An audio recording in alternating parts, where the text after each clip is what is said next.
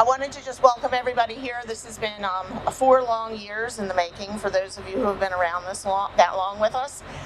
We originally had a different RV.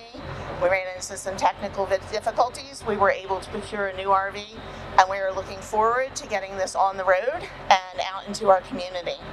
A little bit about the history of why we're doing this. A lot of our services are centrally located in our county, and transportation is a major issue.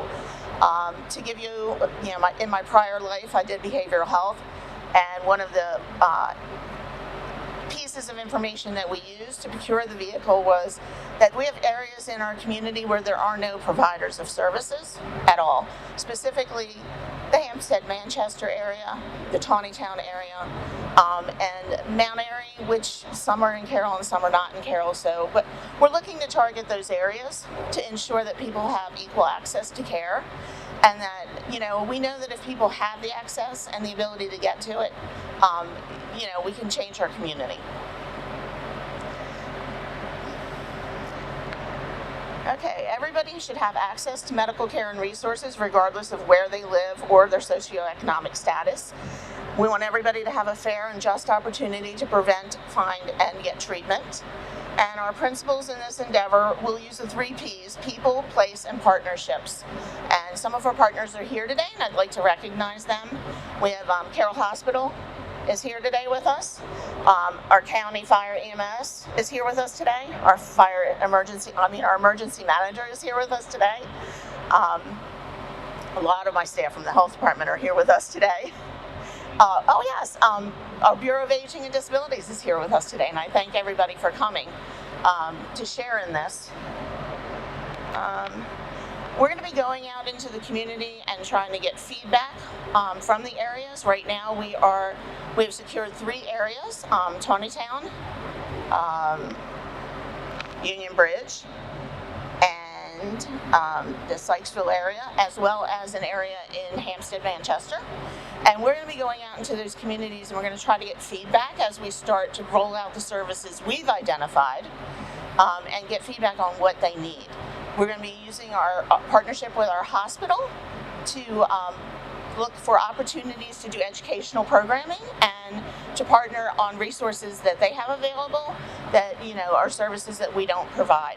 We're not looking to develop new services. We're looking to find out what the needs are and find out what partners or what community services are available to meet those needs, and we will be partnering with those individuals to make that happen.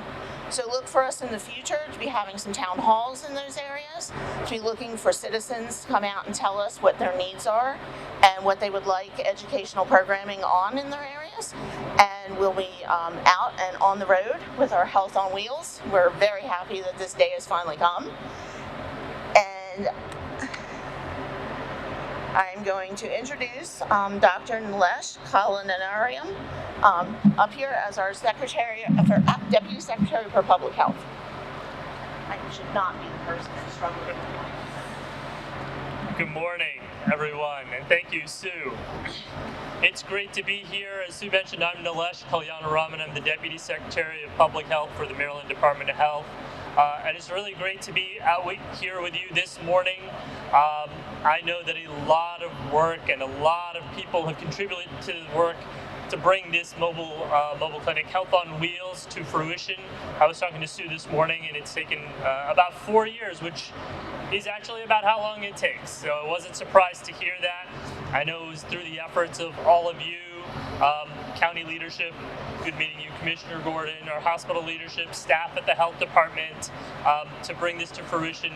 And the thing that I think is most important is that when we talk about improving health for all, when we talk about bringing care to people, this is what it looks like to do that, right? When we talk about we want to achieve health equity and make sure everybody has the chance to live their best life, well, what are we doing about that to make it easier, to make it a part of people's lives, not something they have to do on the side or separately? This is that. And it takes a lot of work behind the scenes, it takes a lot of effort, and frankly takes a lot of resources, both time and money, to make that happen. But the result is those small victories that happen in communities throughout the county, where residents are able to get the services that they need. And I know that the health department and Sue have looked at and talked to residents to ask them, where do you want us to be? And what do you need us to do for you? And so some of the services like naloxone, like oral health, including oral cancer screening, smoking cessation, STI screening, and others are going to be brought out to the community where it's needed the most. And that to me is a victory. And that for us as a state is what we want to continue to do, continue to support, and continue to improve people's lives. And so thank you for having me, but more importantly, thank you for doing this for the residents of your county. This is what's going to make a difference. And so with that, I'll turn it back over to you, Sue.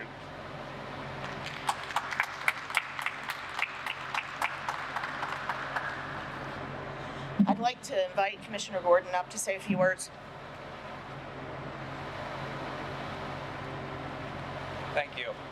First and foremost, as I've said countless times, one of the big things about Carroll County is we work together, and it's very obviously seen this morning between county, the health department, the state of Maryland, and all of you that are here. I think it's wonderful that we have the ability to collaborate and do what we do so well, which is look out for our community and everyone that we serve.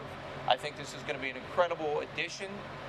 I agree very much so that this is going to be a wonderful opportunity for us to reach people that may not have that access. Sometimes, as we know, there are challenges in our community, and I think this is going to be an absolutely wonderful option that we're going to have to include and provide additional healthcare options for those in our community. And I just want to say thank you for coming out this morning.